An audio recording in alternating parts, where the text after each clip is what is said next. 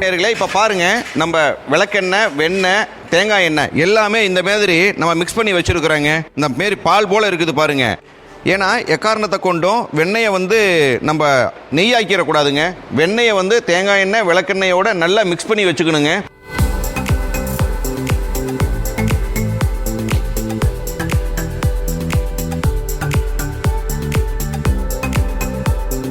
ஒவ்வொரு முறை செய்கிறப்பவும் இந்த மாதிரி நல்லா வடிகட்டிட்டு செய்யணுங்க.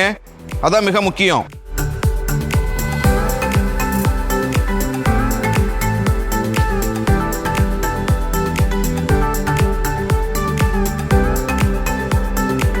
அதுபோல் இப்போ பாருங்கள், நம்ம கேஸ்டிக் சோடா எடுத்து வச்சுருக்கிறோம்.